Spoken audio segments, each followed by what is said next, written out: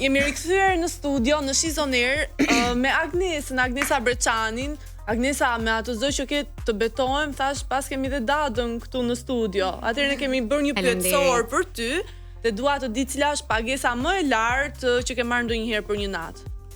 Ku ke kënduar? Dhe me e ulta.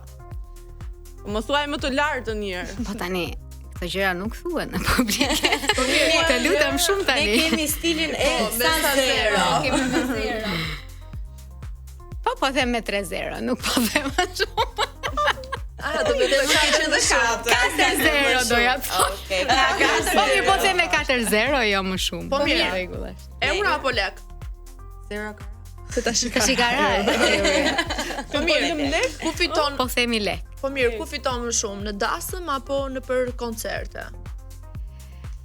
Koncertet kanë më pak lodhje, sepse normalisht ti do këndosh një herë, del performon dhe merr aq sa merr dasëm, por dasma është një kënaqësi ndryshe. Nuk e di, domethënë je shumë e familiarizuar, je në një vend ku ti je fiks ashtu siç duhet të jetë dhe ne bëjmë muzikë popullore, jemi shumë popullor, shumë më të afërt me njerëzit. Je fiksi në shtëpinë tënde. A ka ndodhur ndonjëherë që ke refuzuar ndonjë event sepse vendi lokali ku do zhvillohej të dukej dyshimt ose organizimi s'ta dha besim? Ka ndodhur shumë herë. Jo vetëm një herë. Unë jam shumë selektive në vendet ku shkoj dhe prandaj ndoshta jam pak mbrapa, se nuk dua që të nxjerr postera të mbush Instagramin tim dhe mos jem vende që më ruajnë autoritetin apo imazhin tim. Cila është kërkesa më absurde që të ka bërë ndonjë pronar lokali ose një organizator? Nuk është se më ka ndodhur ndonjëherë të marr kërkesa absurde. Njerëzit më flasin me shumë respekt, me shumë konsiderat, por nëse unë e shoh që ai vend s'bën për mua, sado që korrekt apo mirë të flasi njeriu që po të ofron koncertin. Po fala, sa ke kënduar ndonjëherë, domethënë për kë dhe pse, cilat kanë qenë arsyet? Po kam kënduar dhe falas, ndoshta në aktivitete kulturore apo ose për ndonjë mik të afër. Po, ka ndodhur. Po, cili qytet është që të paguan më shumë? Edhe ai më pak. Nuk di ç'të them, propojanët janë i çik. Kemi ne këta nuk se më. Kam një mendim se tropojanët dhe kuksianët janë kokë më kokë, po më shumë. E vërtet. Nëse do zgjidhje mes famës dhe pagesës, cilën do zgjellte sot Agnesa? Cila është më e rëndësishme për ty? Cila vlen më shumë? Fama apo leku? Fama. Po. Jo se është më pak i rëndësishëm leku, sepse janë të dyja shkojnë kështu, domethënë, por më e rëndësishme është fama për arsye se unë nuk e bëj vetëm për lek, e bëj edhe për pasion, e bëj se kam hobi, është diçka e brendshme. Me leku nga brapa. Po, zgjedhim famën që të vi dhe leku. Ai larguar për karrierën, kështu që jam dakord me ty. Po.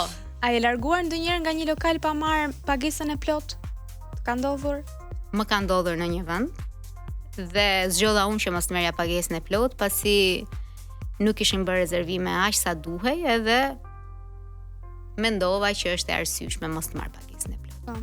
Sa e mirë mendon edhe për pronarin e lokalit. Patjetër, po kishim dhe lidhje familjare edhe nuk Po dhe mos të kishim, prap njëjtë do ishte se ne njerëz jemi, edhe siç ka humbje ka dhe fitore.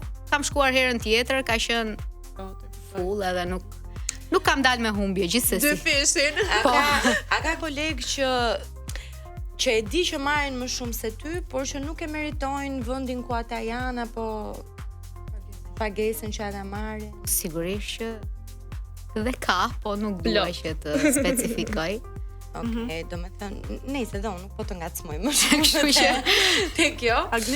Cila është sfida më e madhe të qenit një artiste e re kur vjen për më tepër nga një familje ikonike? E tëra është një sfidë. Që nga fillimi, që nga prejardhja, se nga po vjen ti, është sfidë. Por unë i kam vendosur vetes time disa kushte, disa parime dhe disa standarde se ku dua të arrijë dhe si dua të qëndroj, edhe besoj që doja dal. A ke menduar ndonjëherë që të heqësh dorë nga muzika dhe t'i futesh një gjë tjetër? Nuk e kam menduar asnjëherë dhe nuk besoj se do ta bëj asnjëherë. Edhe nuk ke sepse. Sepse je gjithmonë shumë e mirë. Shumë faleminderit.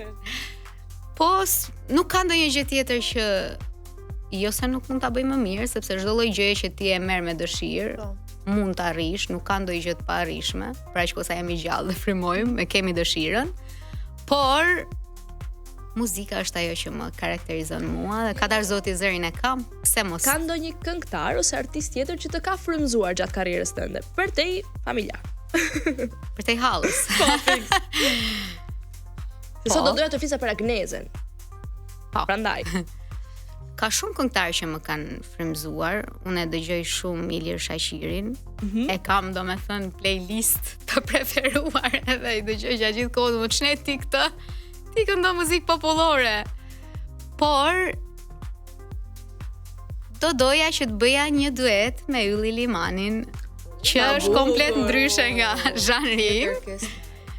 E kam shumë dëshirë domethënë. Mund të na këndosh ndonjë këngë të Yllit që ti ke shumë qef?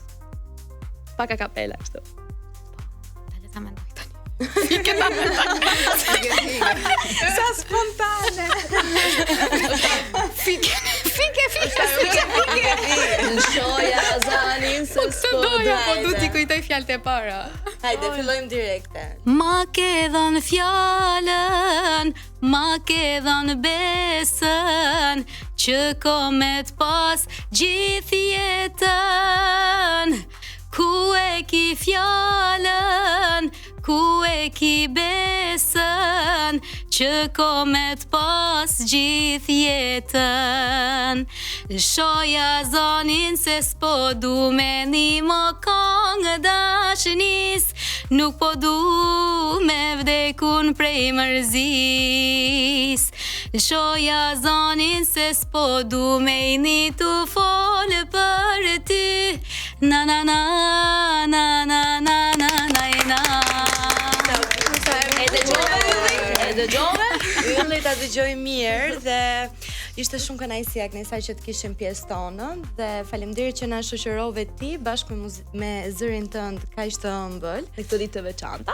vërtet dhe në këtë lloj mënyre ne e mbyllim dhe me Agnesën dhe rikthehemi pas pak me një tjetër. Shumë faleminderit, edhe unë kisha kënaqësinë isha mes jush sot. Jeni shumë të mira, të gjitha pa përjashtim. Unë ndjeva shumë komode, edhe Urojmë shumë sukses. Shumë sukses. shumë faleminderit. Faleminderit.